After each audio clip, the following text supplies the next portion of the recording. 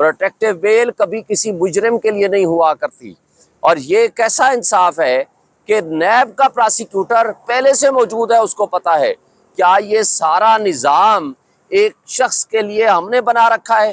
अगर ये हमारा आइन और कानून और निज़ाम इंसाफ है जिसका दोहरा मेयार सारी पब्लिक देख रही है, तो मेरा ख्याल है कि इसके ऊपर हमें अफसोस करना चाहिए, और अफसोस ही बनता है, उससे ज़्यादा हम कुछ नहीं कह सकते। जस्टिस तारिक मसूद साहब उस कोर्ट में बैठ के उनका जो आर्डर का है वो ये कहता है कि जनाब जब तक आप अपनी गिरफ्तारी नहीं देंगे पुलिस के पास, अदालत में सरेंडर करने की कोई कानूनी हैसियत नहीं है।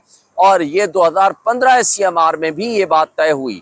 तो लेकिन सवाल ये है कि क्या एक शख्स ना सिर्फ अदालत में आया है, ना उसने बायोमेट्रिक वेरिफिकेशन कराई है, वो अदालत में सरेंडर करने का कोई कॉन्सेप्ट कानून की नज़र में, आइन की नज़र में कोई हैसियत नहीं रखता।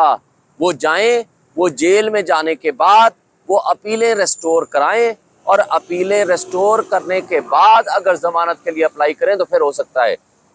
सर आप एक जलसा आपको तहरीक इंसाफ को एक जलसे की भी इजाज़त नहीं है। वहाँ पर लाहौर में एक बड़ा वो सजाया गया है और वहाँ पर एक बहुत बड़ा जलसा होगा, क्या कहेंगे इसके ऊपर?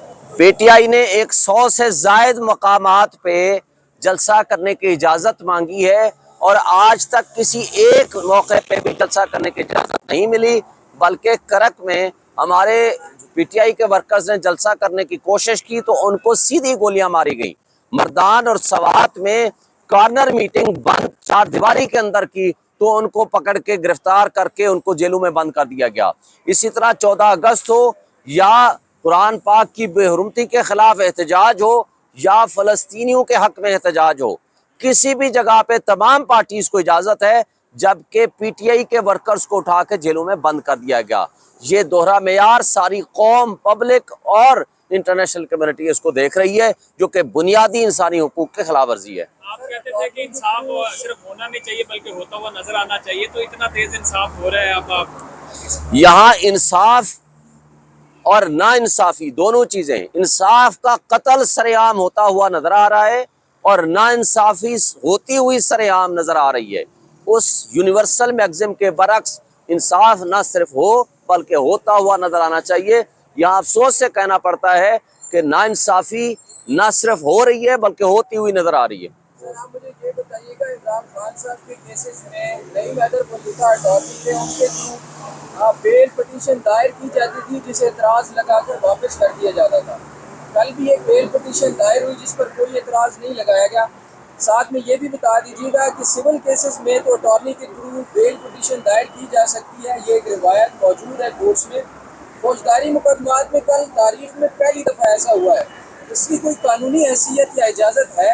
आतर मिनुल्लाह साहब की इस पे जजमेंट भी मौजूद है। देखें, क्रिमिनल केसेस में किसी सूरत अटॉर्नी के तौर पर आप नहीं पेश हो सकते।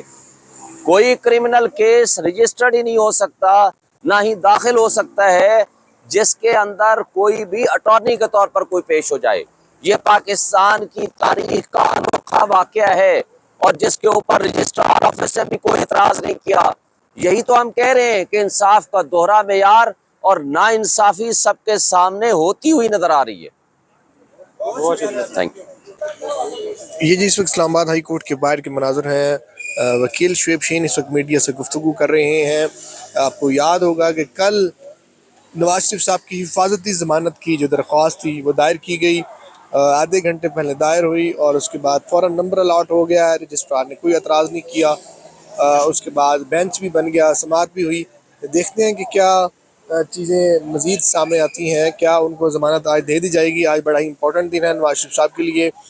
शुएब शाहीन ने कहा कि ये इंसाफ का दोहरा मेयार है कि आप एक तरफ इमरान खान को बार बार कोर्ट्स में बुलाते थे और कहते थे कि आप बायोमेट्रिक करवा कर आएँ, उसके बाद ही आपको ज़मानत के लिए एक्सेप्टेबल होंगे। दूसरी तरफ आपने कल नवाज शरीफ साहब का जो ज़मानत की दरख्वास्त थी उस पर आपने कोई एतराज़ नहीं लगाया और उसको बेंच भी बन गया और बहुत जल्दी स्पीडी जिसको कहते हैं चीज़ें हो रही हैं, उनको फ़ौरी इंसाफ दिया जा रहा है। तो मज़ीद जो भी डेवलपमेंट्स होंगी शहर इक़्तिदार की, आपको इस पेज से, इस यूट्यूब चैनल से आगाह रखेंगे। अपना अपने इर्द गिर्द लोगों का ढेर सारा ख्याल रखें। अल्लाह के बाद हमने इंट्रा कोर्ट अपील फाइल की, लेकिन एतराज़ ये आया कि आप पुलिस के पास अपने आप को सरेंडर करें अदालत में सरेंडर करने की कोई हैसियत नहीं है। हमने उस सब्जेक्शन के और उस आर्डर के खिलाफ सुप्रीम कोर्ट में ले आए।